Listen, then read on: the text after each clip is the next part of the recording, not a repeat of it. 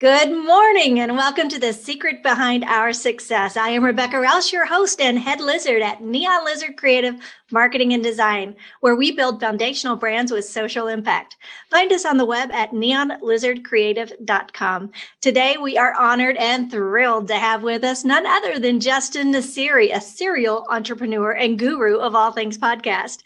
As a solo founder, he has raised more than $3 million in venture capital, including an investment from Google's chairman.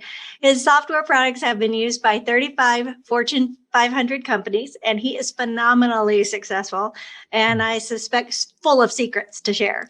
So he now runs Captivate AI, which provides content production and editing for podcasters across the globe, helping them turn one podcast or webinar into 3 months of content. Welcome, welcome, welcome. We are so excited to know you. So tell us more about yourself and Captivate.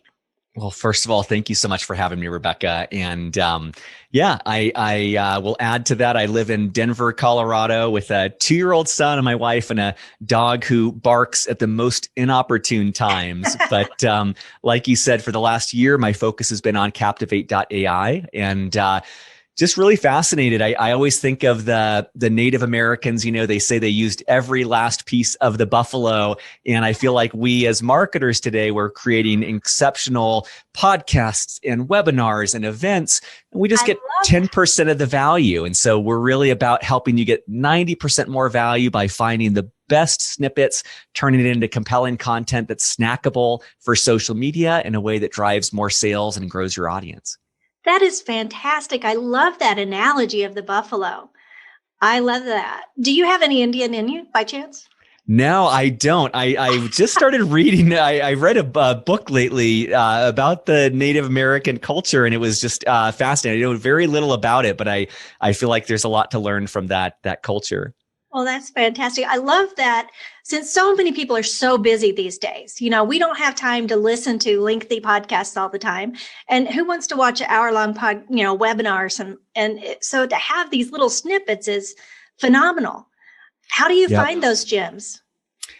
Right now, we use a lot of technology in what we do, but the one piece that we've preserved as 100% human is finding the best pieces. So we actually have a team of people who they don't even just look at the transcript. They actually watch the video of each podcast, because what we found is that oftentimes what makes for the best content isn't necessarily in the transcript. Like in this conversation here, there might be a moment when I laugh in what you say, or there might be a reaction where you breathe in and that makes for great snackable content, but it's not going to show up on a transcript. So we actually use very intelligent human beings who watch videos and say, this is the best clips, and they cut it up and they do jump cuts and they trim out the fat.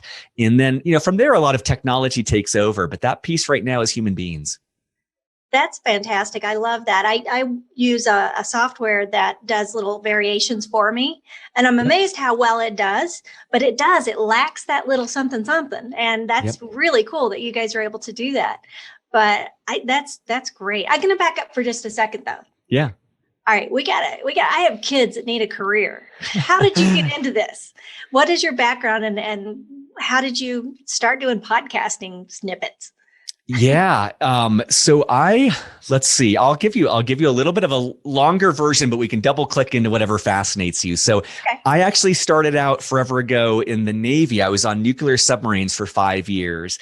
And when I got out, I had no idea what I was going to do. So I went to business school as kind of a reset button. And when I was at business school, I got exposure to all of these potential careers that I'd never heard of. Wow. And one of them was realizing that big companies come from small companies that are started by 1 or 2 people who had an idea.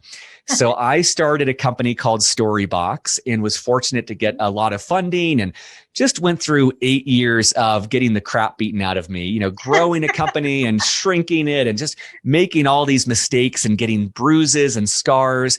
But when I emerged from that, I had 2 things with me. One of them was I was really in love with the thought of creating a company. I was really in love with this thought that, I can find a pain point. I can find something that sucks and I can find a way to fix it and help a lot of people. I love that. But the second piece was Storybox was this marketing technology company. And I got to know thousands of marketers in my role there. And what I realized was marketers have such a tough job because you've got now 6, 10, 12 different social media channels that you have to be active on, usually posting once a day. And then you've got a team of people that are taxed with coming up with original content to publish relentlessly. It just never stops. Right. And so, simultaneously with this, I love to create, I created a podcast called Beyond the Uniform, and it was a vehicle to give back to the military community and help them figure out, what are you going to do when you grow up, or not grow up, but when you leave the military? And what I learned there was, like we talked about, podcasts are content marketing machines. In this, 30, 45-minute conversation with you, there's going to be so much that you could repurpose as a blog, as a video, as a graphic. And so combining what I knew from Storybox and what I learned at Beyond the Uniform, that was really the genesis of Captivate, of saying, let's go and help solopreneurs, let's help businesses, let's help organizations create content for every social media channel. Let's give them the ammo to publish consistently on 20 different social media channels. And all it takes is a podcast. All it takes is a webinar. All it takes is an event. And a really smart guy like you. Thank you. That's what Thank it takes. But I'm gonna digress for a second. I've got one question. I've got a burning question. Are you ready? Has nothing to do with it. I'm ready. I had to take a chug of coffee to make sure I'm ready, but I think I'm ready. Okay. How bad did it stink on that submarine? Not bad. They've got probably tens of thousands of dollars of air scrubbers. You actually make your own oxygen on a submarine. They have this oxygen generator, and then they actually have scrubbers to clean the air. So in some ways, it's probably cleaner than being on an airplane. And I think people have a conception that submarines are really tiny, but I've been in a lot of cubicles and offices that are worse. They can be quite big. I just think about being trapped in a tin can with my 3 sons. I don't think it'd go so well. Anyway, I just had to ask that. I was just dying to know that when I was reading all your stuff. I'm absolutely enthralled with the AI. Are you a programmer by trade? I mean, was that something that you picked up along the way? I am not. So I, for college, I studied electrical engineering, which was probably a big mistake. It did not come naturally to me. And then in the military, on submarines, I was a nuclear engineer, which was also very, very difficult for me. But one of the things that happened when I graduated from business school is I had this idea. It was for a technology, and I was literally, sketching out what I wanted it to look like. And at the time, there was a company called Rent-A-Coder. And what was beautiful about Rent-A-Coder, and now it's, there's Elance and there's Upwork and there's all these things.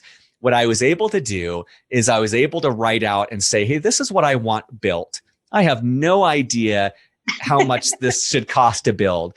But then you've got a marketplace of developers all over the world, and they were starting to bid. And they said, hey, I can build that for you in 2 months and $10,000. And you get a sense, someone like me that doesn't know how complex it is, you start to get a sense of like, oh, okay, this is probably about $2,000 in about a month.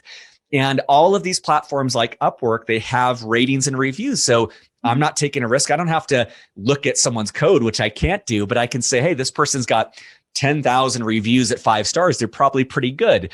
Right. And so what that allowed me to do for Storybox at a starting point was build it without me building it. And I was able to work with the developer and slowly add features. And again, each time I needed a new feature, I'd say, hey, this is what I need. I need this button that does this. And then they'd say, okay, it costs this. And I say, okay, I have enough money to do that.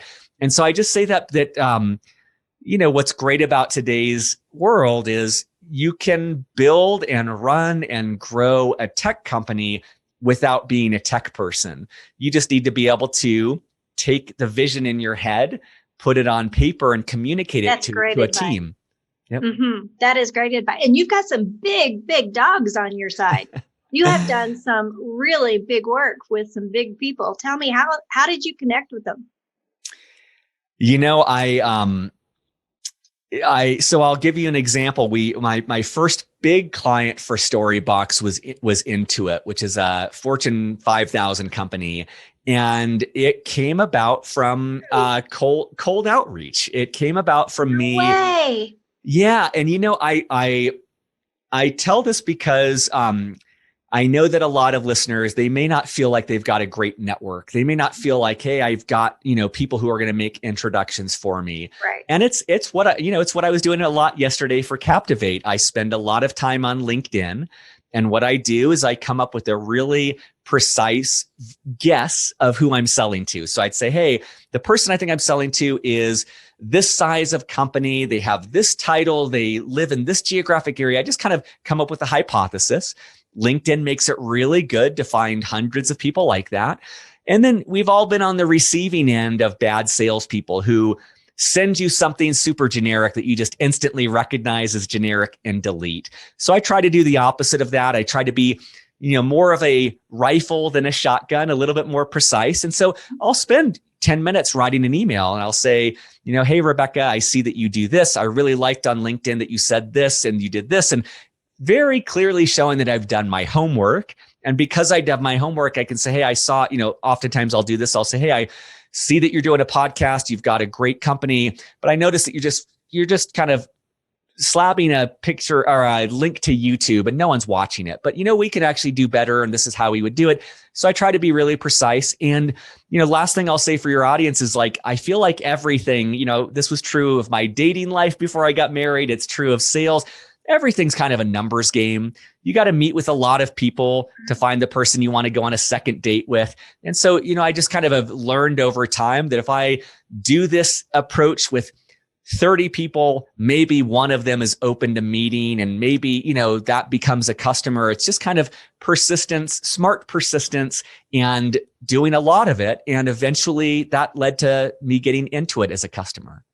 Where do you see your company in 5 to 10 years, do you think? It's something I think about a lot. I read a great book. It's a little bit dated, but the book is called The E-Myth, the Entrepreneur Myth. I've read that. It's so great. I wish I would have read this a decade ago. Just tell me what you need to know. I've read them all.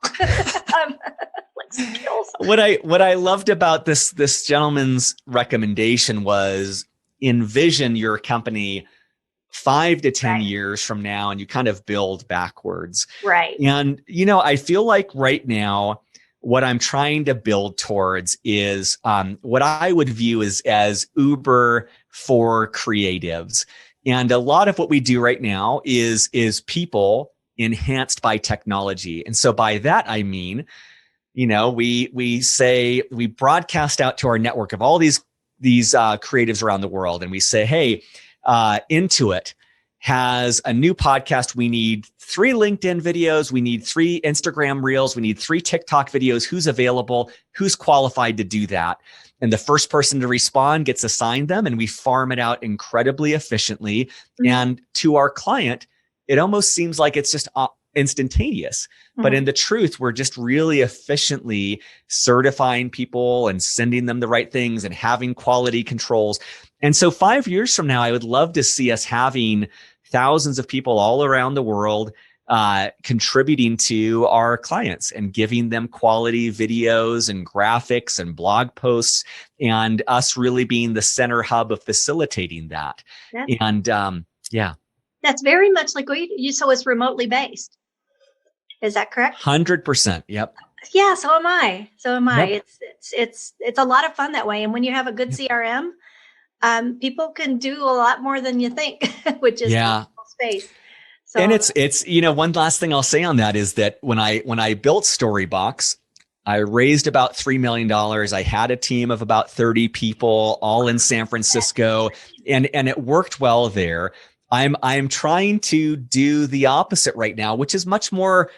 I love what you do, Rebecca, because you're so values driven and alignment driven. Mm-hmm. I'm trying to build Captivate more aligned with who I am, good, bad, and ugly.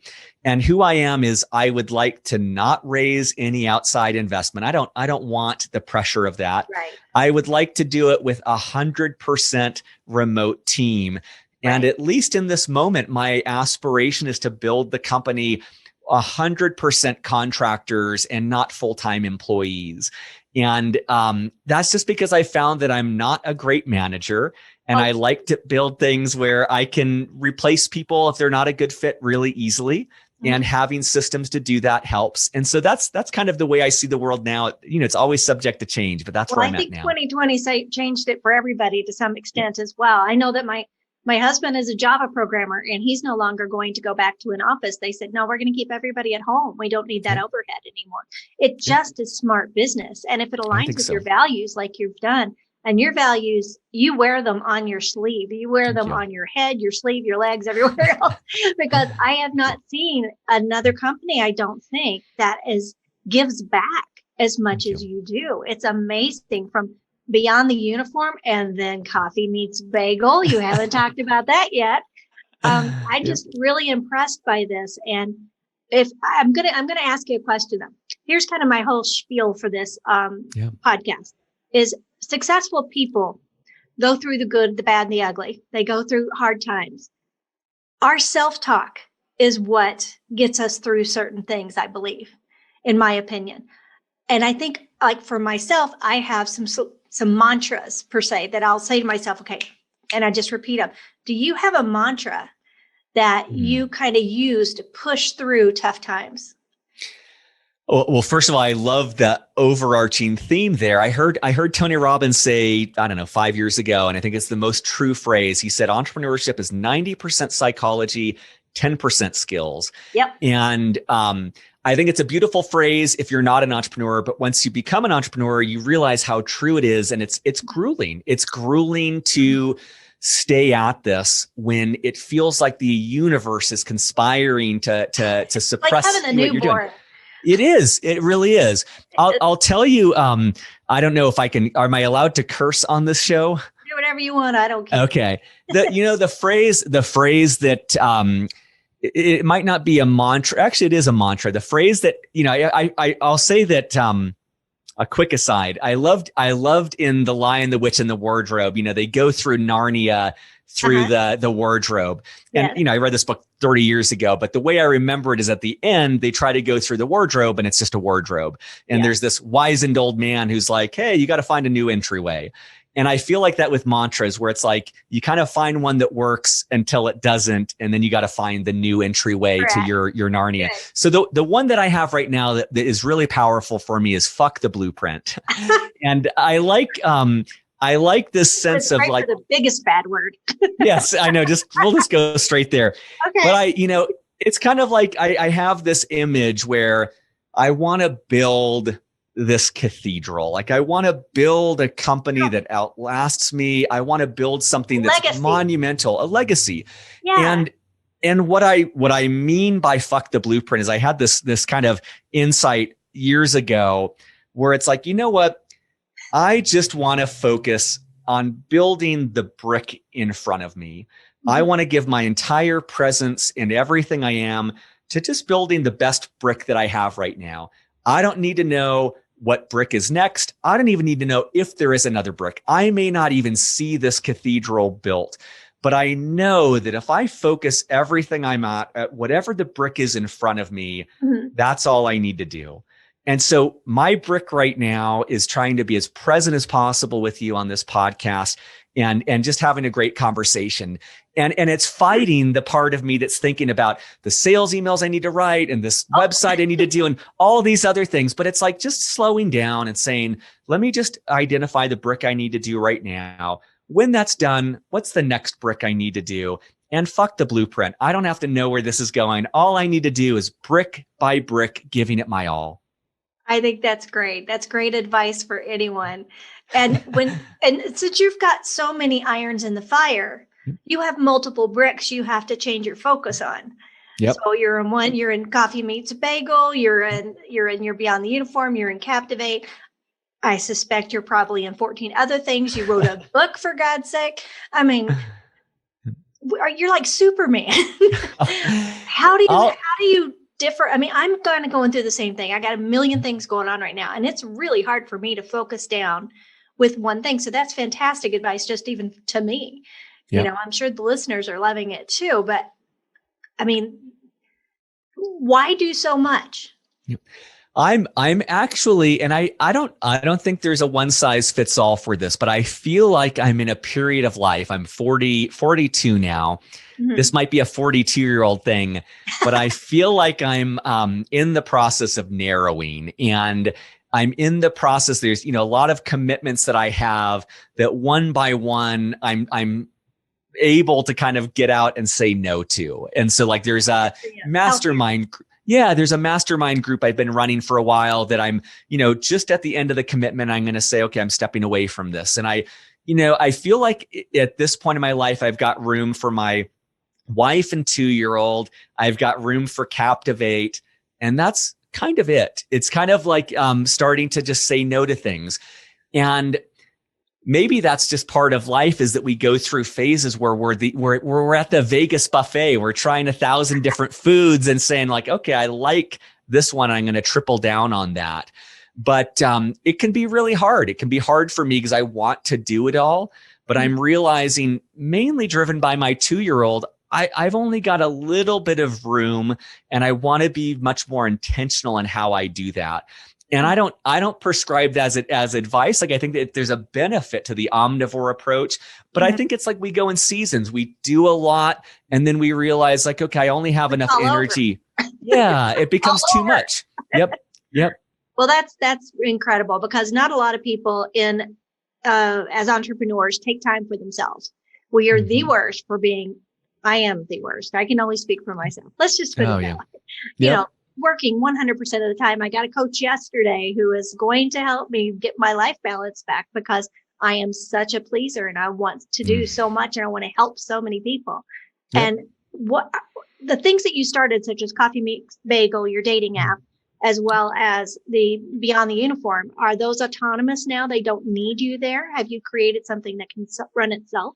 Oh, well, just one correction. So I Coffee Meets Bagel is a client, but I didn't start that one. I started a company called I did start a company called Storybox, which I just sold that company. And so that was part of an intention I set about a year ago, of saying I need to get Storybox off my plate and finding someone to take that over. Sorry, I understood that. I thought you had started that, and I was no. I wish that was a great client for us, but and then, Beyond the Uniform is, so I'll say that Beyond the Uniform is the podcast I do that helps military veterans. But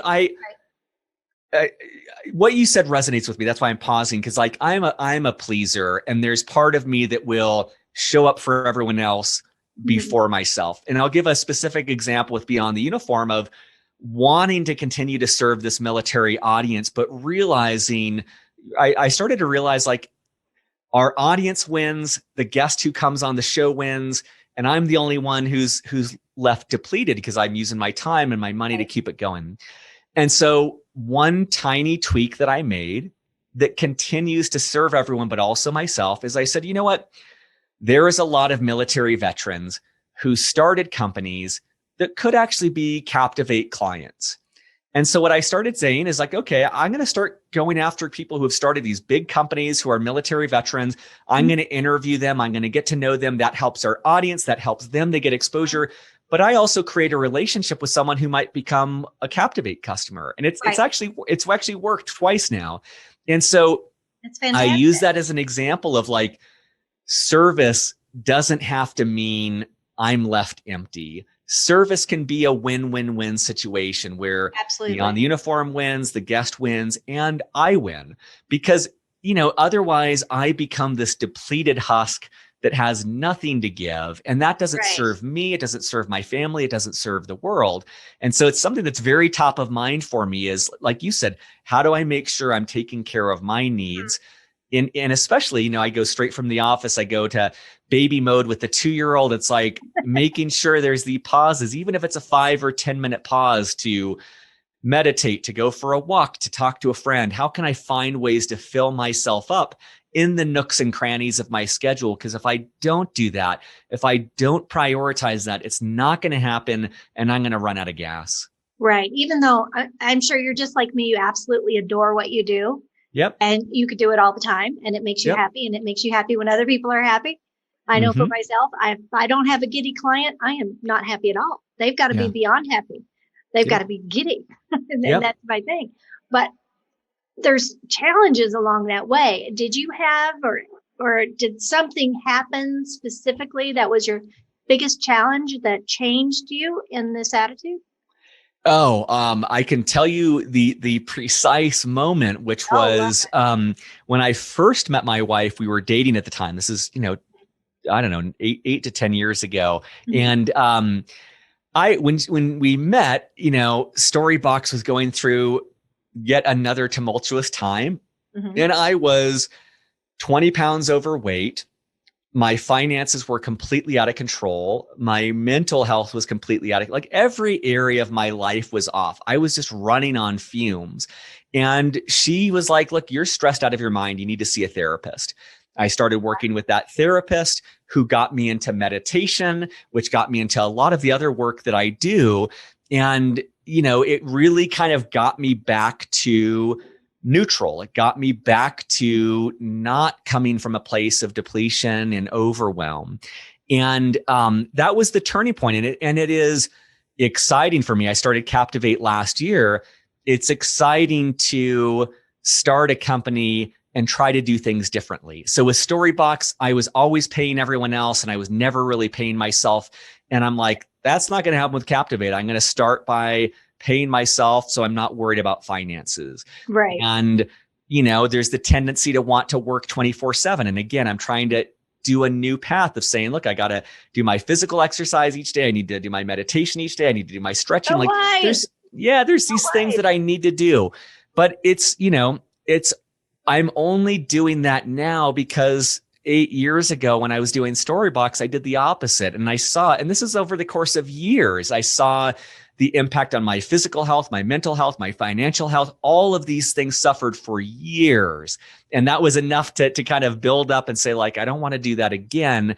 And the only way to avoid that is to be really diligent. And I'll tell you, last night there was emails that were unanswered. There were things that weren't done. And I knew I was on empty. I sat on the couch. I read Outside Magazine, which is one of my guilty pleasures. And that's one of the ways that I kind of fill myself up is by reading, a magazine that doesn't further my career. It's not going to, make headlines, but it gets me full so that today I can be here present with you rather than just feeling completely wiped. That's fantastic. Thank you so much. I'm so glad you took the time to be here. I don't want to keep you too much course. longer, but I got a couple more questions I want to ask. First off, what do you think the biggest opportunity or threats, either one or both, in your industry? Are you concerned about censorships and things like that? What are the things in your industry that you're concerned about? I think the fundamental trend that we're chasing is that companies want to forge a relationship with customers. They Right. want to capture their attention. And that's why I called the company Captivate. How do you captivate your Right. customers so you can get their attention? That will never change. That's a fundamental philosophy. Like throughout history, businesses have trying to be captivating their customers. The nuance of it will always change. Whether it's, today TikTok is having its heyday, Instagram Reels are doing well, LinkedIn is doing well, but we have to stay current with our clients. We have to stay current of what is the new way to capture people. Is it on Clubhouse? What is the way that's going to be? And I saw with Storybox, I fell in love with my product rather than my customers. We missed a major pivot because I was so fixated. That's a gem right there. Yep. That's a golden nugget right there. Yep. Yeah. And I think that's classic. I have more clients that do that where they're so in love with their brand, they're not thinking about the customer on the other end. Yep.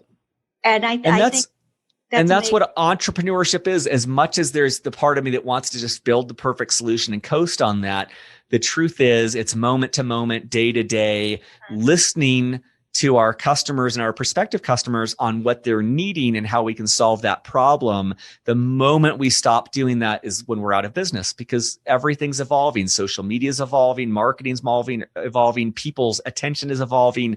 So in some ways that's exhausting, but in some ways the part of me that loves variety loves that I have to stay sharp. I have to stay empathetic and listening, because that's the only way we can continue to evolve along with the market.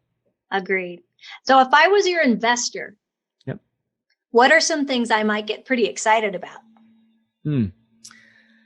I mean, the truth is, podcasts are exploding. There is so much room for podcasts, and there is a lot of room on webinars and virtual events. And we've kind of got our toe in the water on all of those. And so what I think is exciting from an investor standpoint is we're riding 4 different trends, all of which are growing, but we're not reliant on any one of those trends. And so if, podcasts, we're diversified. And so we're kind of expanding with all of them in a way that benefits us. But if one of them goes away, we've still got 3 others. And I think that that's exciting to know that we're not just a single trick pony. We've got a lot of room. Yep. So if I were coming to you and I needed help, what kind of questions would you ask me?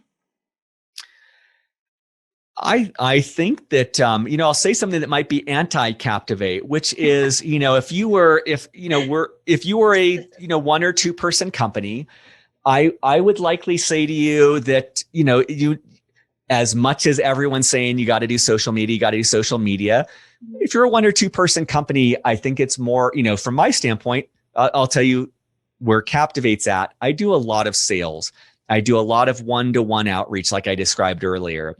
And yes, we do social media because we're a social media company, but I don't think that's not going to be the bulk of our growth for the next 6 months. The bulk of our growth is finding partners, finding companies, and that's going to be a one-to-one outreach. And so the thing that I would say to listeners is that there can be a lot of pressure to do it all. And just to be honest about where you're at. And when I'm being honest at where Captivate is at, it's saying, okay, the bulk of my attention needs to go to sales outreach rather than marketing. And I would give that advice to any company who's in our phase. Now, if you're a company that's 10 to 20 employees, 20 to 50, 50 to 300, different game. Then you've got marketing, then you've got advertising. That's who we work with. But I feel like we put too much pressure on the really early stage companies like Captivate to do it all, when in truth, you don't have enough money or people to do it all. And you have to be really strategic. And that means saying no to things that everyone says you should do that you just don't have the room to do. And so that's, I hopefully that depressures it for your audience that are at a smaller company of like, yes, eventually you'll be doing ads and Google ads and Instagram, you'll be doing it all. But you got to be honest about what you're capable of and give that your all. That's the brick before you. And don't worry about the one that's 5 bricks away. That's great advice. That is great. Okay. Now, I'm not sure if you're familiar with the Ocean Personality Quiz. Are you familiar with that? No, I love this stuff though. Okay, good. Okay. Well, a person doesn't get to where you are by slacking off. So you'll be great enough. I'd like to find out a little bit how you tick. Yeah. I have 6 quick questions. I'll do a little definition, and then you just say low, medium, or high. Yeah. Low meaning, nope, that's not me. High meaning, oh yeah, that's me. Yep. Okay. So this is something I found this through, I believe it was Vanessa Van Edwards. I don't know if you're familiar with her, but she's a body language expert, and I love her. And I believe Jordan Peterson uses it as well. But it's a really quick way to get a sense of how somebody works, so you know how to work with them best. And I thought this might be a great way for your future clients that are listening to know how to approach you. So quick side note, Vanessa Van Edwards, we did, company had her speak at an event, and we did their snackable content through Captivate. So we have little video clips from Vanessa Van Edwards. So it's crazy world. Yep. I love her. I'm writing a book right now, and I'm putting her in my book because I just love everything about her. I want to grow up with her. Anyway, openness. If you are high in openness, you love trying new things and having new experiences. Low, medium, or high? High. Very high. Okay. Conscientiousness. What is your level when you approach organization and details? If you're high in conscientiousness, you're very organized and you love details. I would say low. I'm good in the short term, but not the long term. I can't fixate on the details for too long. Okay. Extroversion. If you're an extrovert, you thrive being around people. You just can't get enough. Very introverted. And I thought for most of my life, I was very extroverted, but I'm actually incredibly introverted.